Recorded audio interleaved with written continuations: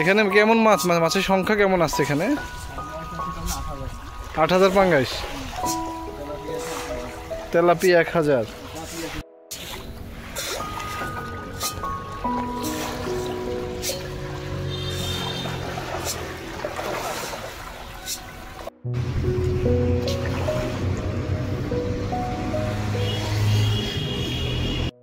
এরকম খাবার কয়দিন পর পর দিতে হয়?